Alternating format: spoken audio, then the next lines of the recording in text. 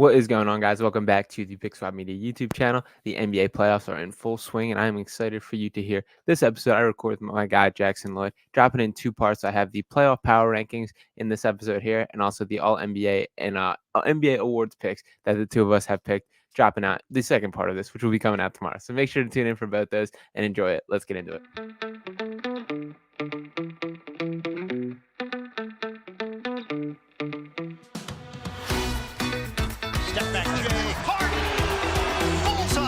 Sixers looking very focused in the second half. Maxey looking for more. He's got it!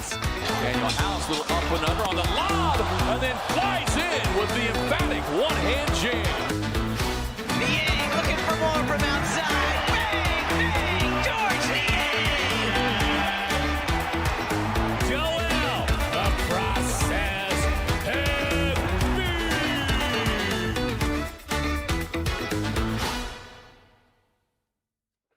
What is going on, guys? Welcome back to the Pick Swap Media YouTube channel. We are here. It is the start of NBA playoffs, and to get a little final wrap-up of the regular season and look ahead to the playoffs, we're here to knock out some end-of-season awards, some All-NBA teams, and a little playoff power rankings. So here with me to do that, I have Jackson Llyod. He is at Jackson Llyod NBA on Twitter, the host of the NBA Action with Jackson podcast, as well as an NBA writer for Roll Call Sports. So, Jackson, how you doing today? Appreciate you for coming on, and what's your excitement level for these playoffs coming up? Through the roof, and thanks for having me on. Now that I'm here, I'm doing great, but just really excited to hit the ground running tomorrow with the afternoon games. I think that's the best part of the first round is it's every single time slot, at least on the weekends. I know it's different during the weekdays once they start staggering the start times and the matchups through the conferences and time zones, but that first weekend of playoff basketball, it's euphoric. Yeah, totally agree. It's the same thing with like the first opening days of March Madness to me when it's just like the nonstop basketball around the clock. There's nothing that beats it, and for all the hoops heads out there, that you just can't top it. So I'm very excited to get it underway. And all right, we can shift gears now and switch into the playoff power rankings portion of this. So those are kind of the regular season wrap up here. We are here for playoff season now. I have our top 8 here. I figure we'll start at 8 and go to 1. If you want to kick things off with your number 8 pick, I think mine's a little bit of a surprise, so I'll let you lead. So this is kind of tricky because if it's based on most likely to win a championship, I think these teams are pretty even. Yeah. I did for number 8, I put Cavs/Grizzlies because I think the Cavs are probably the better team. But I also think 3 of the 4 best teams in the league are in the Eastern Conference. So Right. how do I weigh how good a team is versus the competition they'll face? They'll only have one home court series in all likelihood. And the Grizzlies, they would have a very difficult path to the finals potentially if they had to go through the Lakers, then possibly the Warriors. I don't want to dead the Kings or anything, but the way I viewed it is I did Cavs/Grizzlies. I think that depending on how one interprets the question, you could put either one there. Yeah, I think that's fair. I have both these teams, both the Cavs and Grizzlies, on my list a little bit higher, so I'm excited to get into both them. To preface this, I did view these power rankings as teams with the greatest chance to win a championship is how I looked at it. So my number 8, I have the Denver Nuggets here. I just don't believe in them. I have them 7, so I'm kind of in the same boat. Okay, yeah. Like I get they do some brilliant things offensively. They have plenty of talent there. They have guys, but I just don't think it's going to translate to the playoffs defensively. Like as great as Nikola Jokic is offensively, there's still going to be possessions where like he is a liability on the floor defensively. He's just not a playoff defender. And my kind of opinion on centers, and I kind of brought this up in our BAM conversation, but I believe to be an effective playoff defender as a big man, you have to either be an elite shot blocker or able to switch out in the perimeter and guard guards. You have to be able to do at least one of those things. Jokic can't do either of them. And to me, like that's red flags and a problem from a roster construction aspect. So I think that's going to come face. And outside of that, like I don't know. I just don't believe in this Nuggets team to kind of get things done. So I have them locked in as my number 8. Yeah, they were my 7. They have a really good starting lineup and their depth is sneakily terrible. Yeah. Because beyond like Bruce Brown, Jeff Green, maybe Christian Brown, not too many guys. Like Mike Malone, I don't think he trusts his own team anyway. Like he's the same as the fans, or NBA Twitter. I don't think that he looks down at his roster and says, we got enough on the back end. You made the point about Jokic. When one of the best aspects of you as a defender is kicking the ball when you're at the level or hedging, that's good that you're stopping the pass to the roll, but that's not great that that's like the sticking point of your defensive game. Obviously, he has good hands. He's a good rebounder, but that'll be a problem, at least versus a team that either has a great pick and roll guard or they're a good extra passing team. If you get the ball to the corner or you can get it to the rim on the dive, you're going to have success versus them. So I had them 7th. I think it's possible they made some noise, but I think that it would take kind of another flamethrower run from Jamal Murray. Yeah. It would take Jokic having just an incredible playoff run. There's a lot of things that have to go right. Again, I think they're a really good team, but when you kind of look at it holistically, evaluating both teams, they're middle of the road at best defensively, and I think that in certain matchups, they can straight up be exploited. Mm-hmm. Yeah, no, I totally agree, and I even think middle of the road might even be a little generous with them. Like middle of the road regular season, I think that like a high level playoff guard, like if you're facing De'Aaron Fox, he'd get a ton of blow-bys versus them, and not to say that the Kings would win, but I think that's the issue. People say that it's overstated and like a stigma against Jokic, and I know that he's made improvements, but I genuinely think the pick and roll defense, and to a similar extent, the rim protection will be an issue at some point. Yeah, 100%. That can decide playoff series, and we've seen it with him in years past of him having to be taken off the floor for defensive possessions. I think it's going to be seen again. So, yeah, I have them at 8. You have them at 7. For my number 7 pick, I have the Warriors here. I was torn. I've been very torn on this Warriors team. It's been such a mess this season. Like, guys in and out, things not fully clicking, but you just can't fully doubt them. Can't fully count them out. I'm the same way. Yeah, Andrew Wiggins coming back, which is a big deal. He is important to that team and a guy that is, while the Steph Currys, the Klay Thompsons, the Draymond Greens, Jordan Poole steal the headlines. Like Andrew Wiggins is very much the glue guy of that team and very important.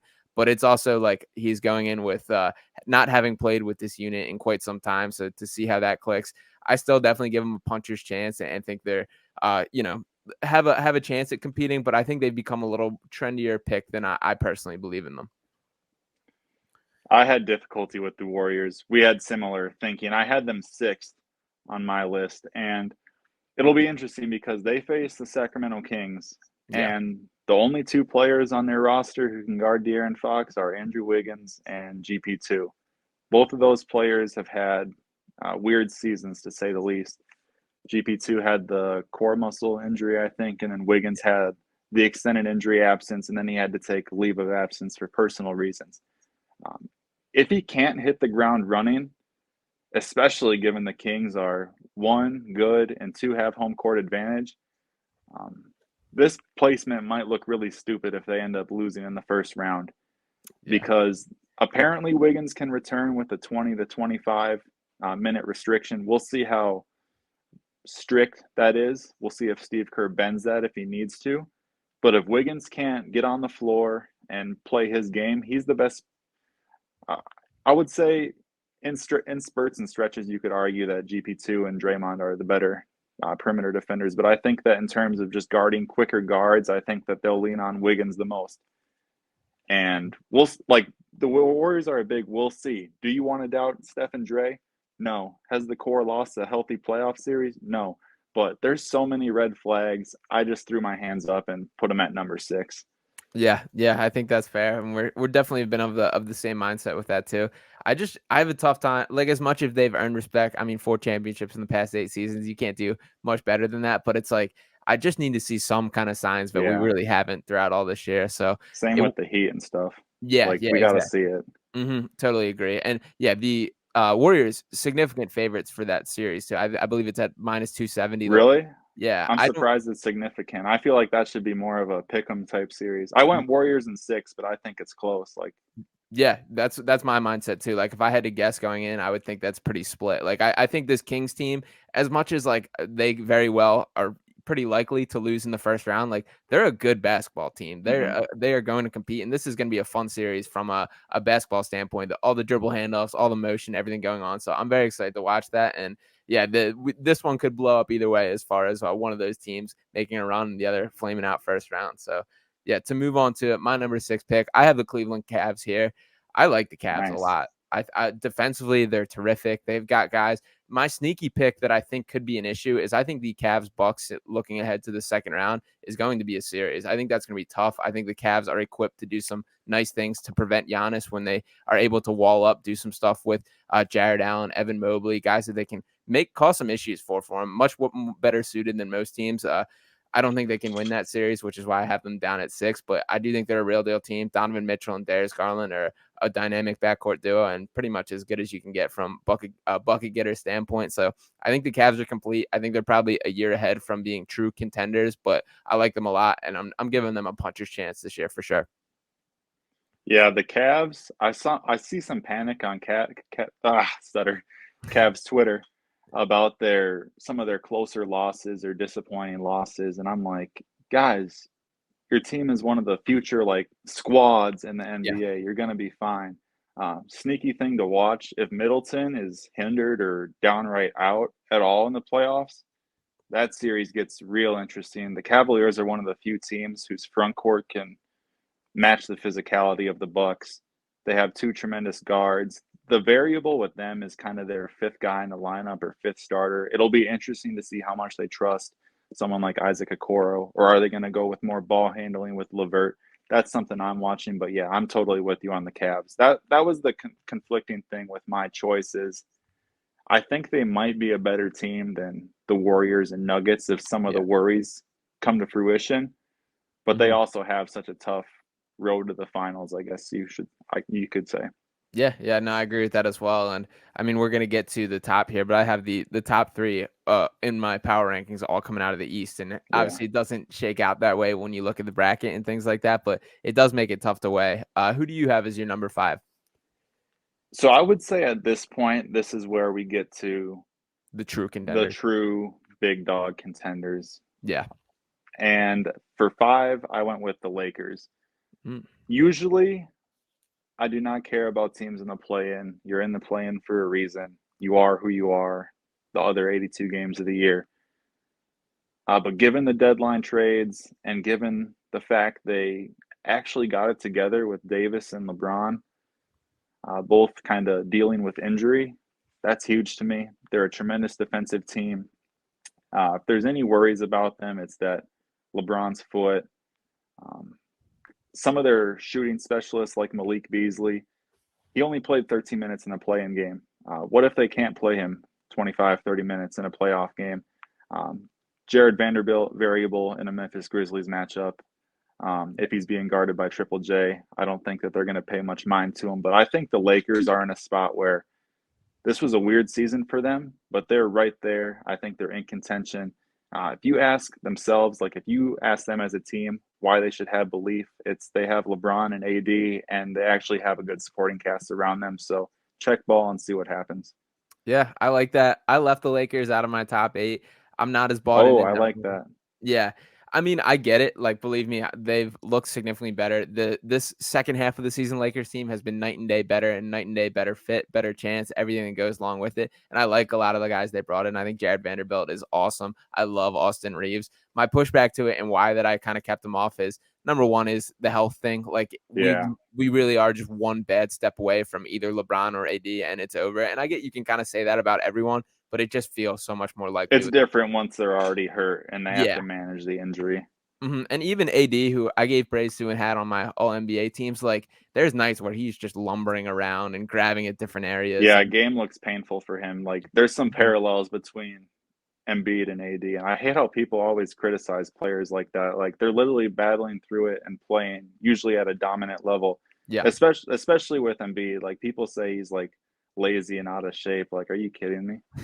Yeah. No, I agree all around there. And I would be like, I would love to be proven wrong and see the Lakers make a run because I have enjoyed watching this team. And I guess my other kind of concern and question to you that I'll throw real quick is who would you consider the third best player on the Lakers? Oh, man. Without giving it much thought, would it be between D'Lo or Reeves? Like Yeah. it's not a easy question because there's a pretty big drop off from Hmm. 1 to 2 or 1-2 to 3, I should say. Yeah, that Who was would the you other. say? I would go with Austin Reeves. I love Austin Reeves. He's been terrific this year, and they're putting more and more on his plate, and he's just Yeah. responding to it. But yeah, that was the other thing that kind of held me back when kind of looking down these. You look at all these teams. You look at Milwaukee; they have the clear like Giannis, Chris Middleton, Drew Holiday. Sixers, they have the Joel Embiid, James Harden, Tyrese Maxey. Boston, I mean Boston, you can make an argument for a couple guys, but it feels like all teams there's like a clear depth. The fact that there is that huge drop off for the Lakers is also a concern for me. So that is why I left them off my list. For my number 5, I have the Memphis Grizzlies here. And Nice. kind of coming from the opposite end of the spectrum, like this is a deep team. They have guys that can do a number of different things. I like teams that can win in different ways, and I think this Grizzlies team is capable of that. They can, muck it up defensively. They stand out. Their half court defensive numbers are very impressive. That's a huge thing to me as the game slows down. My concern with them is Ja Morant. I still have concerns on the shot, and I think teams are going to really force him to shoot it. He hits some big shots, so in your mind, he's kind of a little better shooter than he is in actuality. But yeah, I think that could be their downfall if there is one. I also think the role that they have for Dylan Brooks is a little bigger than should be on a true contender. But I still just really like this team. I like how tough they make the game. I like the swag that they play with, and I do give them a chance in these playoffs. Yeah, I do too. So it looks like the big difference in our list is we basically have our Grizzly and Lakers kind of swapped. Like I Yeah. had them at 8-9, you had them left off. Hmm. That's yeah, you made a lot of good points. I think that the you mentioned the depth and kind of just how well they've always played. People view this roster as John, a bunch of nobodies, and my thinking is top to bottom, this is such a good roster. They lost Kyle Anderson and DeAnthony Melton and hardly missed a beat, and that's with Yeah. injuries throughout the season. So, really good team. Triple J is actually taking an offensive leap as well. And I Hmm. wanted to add something. I didn't clarify this in the DPOY pick. He's definitely been the best defender when he's on the court this season. I just went with Bam in large part because of the minutes thing.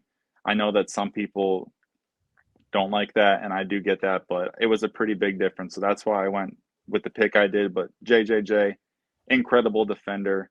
Um, it's funny how people tried to diminish him with that like fake block stat stuff where they Yeah. say that they're juicing the numbers. I'm like, get out of here. He could block a shot and a half a game, and he'd still be possibly the most impactful defender in the league. So I just hate that that discourse even happened. Hmm. Yeah, for sure. And as much as like it has caught up to him at times with him getting into foul trouble and things like that, I do love the fact that he like tries to block every single shot in the universe and leaves it all out there. So I do like that about them. And he has reeled back in the foul issues a little bit. That's still a little bit of a learning curve for him. It was more early on in the career, but yeah. Who do you have for your number 4 now? Right? 4, 76ers. I Okay. think that people who are slapping the it's Doc and Harden and Joel Embiid, they're going to flame out. I think that that's kind of misconceived because I do favor the Celtics in that series. At the same time, the last 4 months of the season, the best team in the league was the 76ers, and they were not healthy for the majority of that. Embiid is always dealing with something. Harden is always dealing with something. Even Maxey, when he came off the injury and he had to get reacclimated on the bench, it took him a while to get his mojo back. And yet this Yeah. team just continues to check boxes. They were top 10 in defense.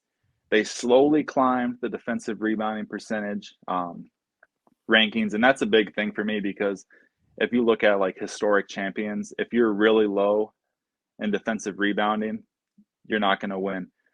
Obviously, Joel Embiid, just a two-way force. I think that this will be the best playoff run of his career. I know that we always say that for superstars, like they're going to have an insane playoff run, but for him to have a guy like Harden who can ease some of the offensive burden off him, we're going to see stretches from him where he'll score 6, 8 straight points. And on the defensive end, he's turning the water off at the rim. I'm really excited to see him in the Boston series in particular. I think that people view that series as his kryptonite, or that matchup, I should say. I think he's ready. Second lowest turnover rate of his career. That's with, I think it's a career high in assists. I might be wrong on that. Tied And for it. Yeah. also just an absurd amount of touches. Almost every single possession, he gets the ball in the middle of the floor and he has to operate versus a double team. So it's not that he's not getting the ball at the top of the key and just swinging it to a teammate. He's getting into the teeth of the defense, drawing a ton of fouls, and I think the Sixers team is really good. I don't get the sentiment that they're going to choke. I think that this is a team. If you want to beat them, you'll have to outplay them. They're not going to piss it away this year. Yeah, no, I totally agree. And I'll just go into my Sixers spiel here. I do have the Sixers at number 3, so I'll circle back to my number 4 here.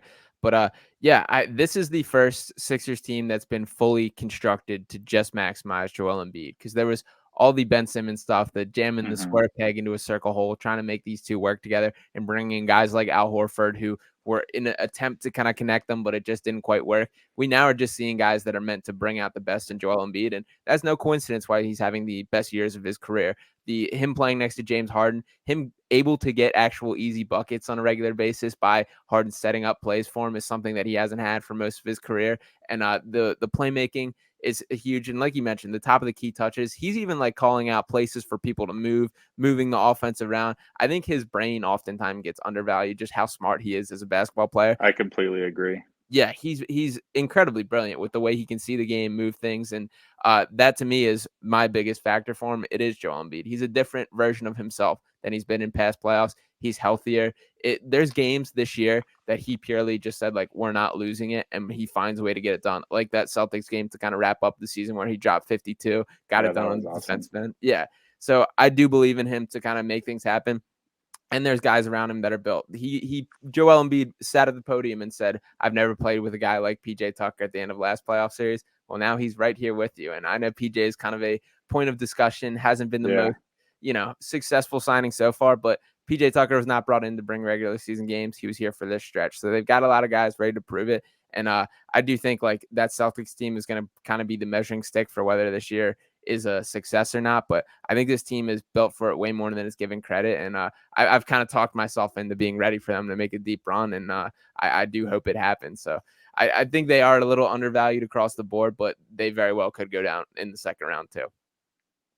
To circle back to my number 4 pick, I have the Phoenix Suns here.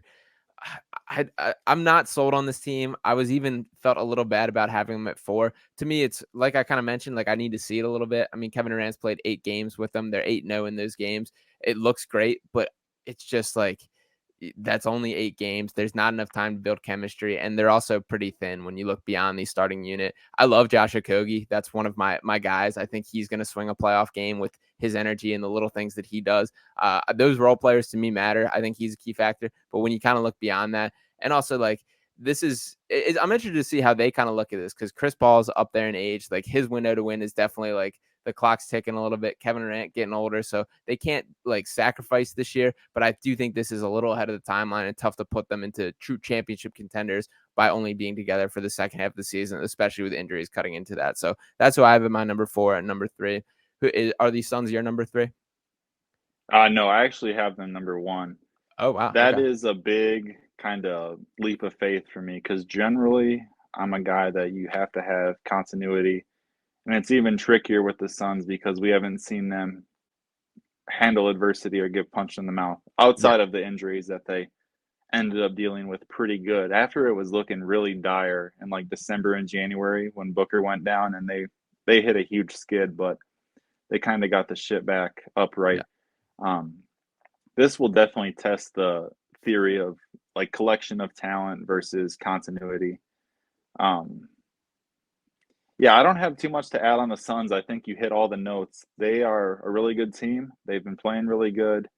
We'll get our answer on what they are when they have to face their first kind of just stretch of difficulty, you could say. I don't think it'll be the first round. Paul George may yeah. or may not play. I think they should cruise to a victory if he doesn't play.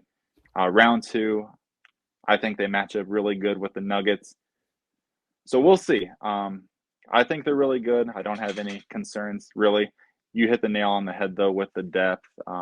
Monty's been experimenting a lot, so it's interesting to monitor that if that's going to be something he has to continue in the playoffs or if he actually has 9 guys in his mind that he's going to stick to, because sometimes if you get to a 2-2 game 5 or a 3-3 game 7, obviously, and you don't know who you are or what you want to do as a team, that can be conflicting and that could kind of rise and cause problems.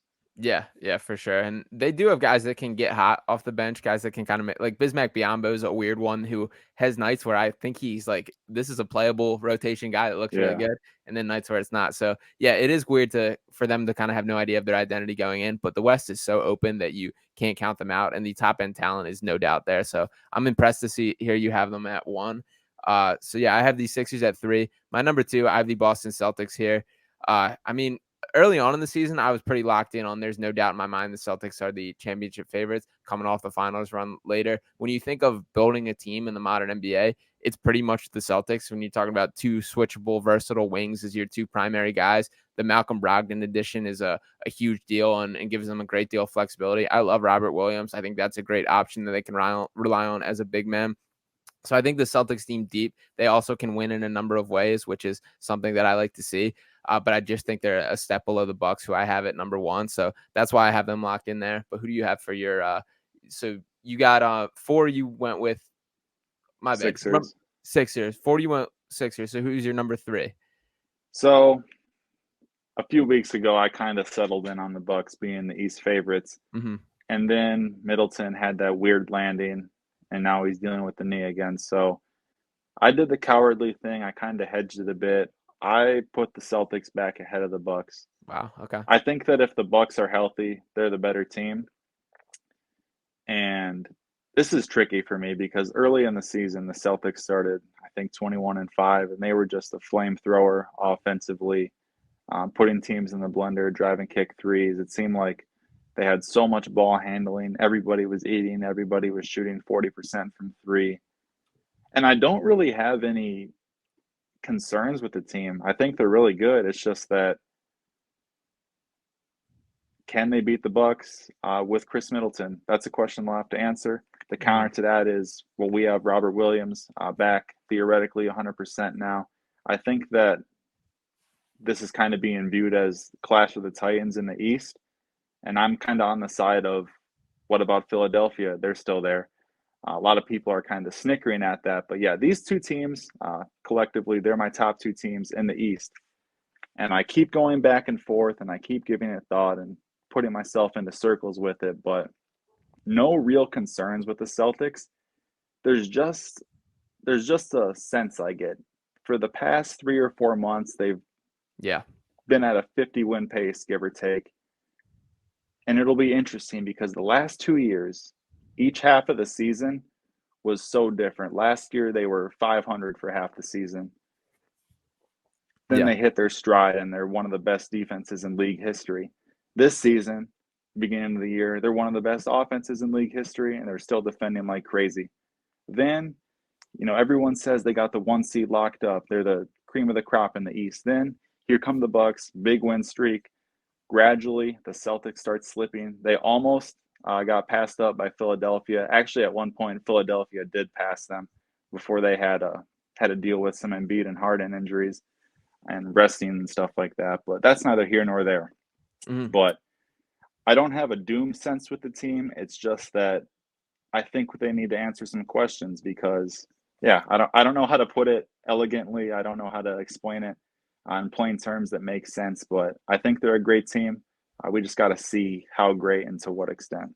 Yeah, I think that's all very fair and excellent points there. And it has been weird. There does feel like a little vibe switch up or something's just a little bit off on them that wasn't the case early on. And I don't want to say that they don't know their identity because they definitely should at this point based on what they have. But sometimes it just feels like they're not exactly sure the path that they're on. And I don't know. It is weird, but there's still the talents there. They check just about every box I look for. But yeah, I do give the Sixers a legitimate chance in the second round against them, assuming that is the matchup. But yeah, I will be curious to see that. And then I did wrap up. I had the Milwaukee Bucks as my number 1 across the league. Defensively, I'm blown away by what they did. You mentioned rebounding earlier. They're the number 1 rebounding team in the NBA. Brook Lopez, I just can't get over how great that he's been in the career revival and career arc that he's been on. It's incredible. Yeah, just a guy that's adapted to the modern NBA better than anyone really ever. And like his numbers on the year, 15.9 points, 6.7 rebounds, a career high 37.4% from 3 on 4.7 attempts per game. Drew Holiday's the real deal. Chris Middleton is that kind of X factor, as you mentioned.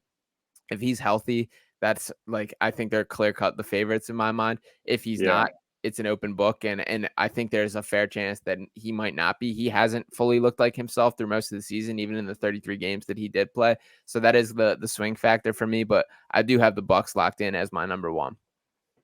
Can I ask you a question? Let's Mhm. say let's say the 76ers win in the second round just for uh, discussion's sake. Do you think they match up better with the Bucks or the Celtics? I like the Bucks matchup better for the Sixers than the Celtics matchup, even though I think that the Bucks are the best team if they're healthy. Yeah, I agree with that as well. I think they match up better against the Bucks, and the reason that I say that is perimeter defense is probably my biggest question mark with this Sixers team. I know they have guys like, I mean, we're just relying heavily on the PJ Tuckers, the Anthony Meltons, Jalen Hmm. McDaniels is going to play a role. I don't feel awesome about any of those matchups when we're looking at Jason Tatum or Jaylen Brown. The Bucks, like I'm more comfortable with looking at like stopping Giannis, protecting the paint. Brook Lopez is an issue from a schematic standpoint because Embiid's not at his best when he has to get stretched out to the 3-point line. He would rather be a rim protector, and that does cause some issues. But overall, and also there's guys like Georges Niang, I think is going to be unplayable in the Celtics series, and I think Yeah, unless he shoots 50% from three. yeah. Yeah, that is the battle with them, but you can kind of hide them in matchups with the Bucks. So there's things like that. I would agree. I do think the Bucks are a better matchup, but the cards they're dealt as they're dealt. So you just kind of got to deal with them. So we can wrap things up here. If do you want to run through your 1 through 8 for power rankings one more time, just to give a conclusion? So one last time, 1 through 8. Hold on, sorry. Got to pull up the list again. My bad. Suns, Celtics, Bucks, 76ers, Lakers. And I would say those 5 teams are the kind of premier top flight contenders. And then Warriors, Nuggets, and then Cavs/Grizzlies. I kind of cheated and did 9 teams. But yeah, I'm really excited. I think that this is going to be, there's no reason this shouldn't be one of the best kind of playoff runs, especially with the East. We know the teams that are great. And then in the West, we have no idea what any Yeah. of these teams are. So it's going to be awesome. Yeah, absolutely. And my final list here, I have the Milwaukee Bucks at 1, Boston Celtics at 2, Philadelphia 76ers at 3, Phoenix Suns at 4, Memphis Grizzlies at 5, Cleveland Cavs at 6, Golden State Warriors at 7, and Denver Nuggets at 8. So, yeah, I totally agree. I think we're in for a very fun playoff stretch. And, Jackson, to wrap things up, let everybody know where they can find you at, what you got going on. So on Twitter, I'm Jackson Llyod, obviously, and then at Jackson Llyod NBA. I also write for Roll Call Sports on occasion, not so much in the past year or so. And then I have the NBA Action with Jackson podcast at NBA Action Pod. Again, kind of on little hiatus, just focusing on school and work and all that fun stuff. But lots of basketball talk on Twitter. It's my main hobby. I'm addicted to it, and I'm really excited. This is other than the beginning of the season, kind of Christmas time, and then this, those are the best times to be NBA fans. And we're just going to get so much great ball over the next few weeks. Yeah, absolutely. So, Jackson, I appreciate you for hopping on for me. Everybody, thank you for watching. Make sure to drop a like and subscribe if you have not already. And I'll be back with you, hopefully with some good news after the opening games of the playoffs. So, talk soon.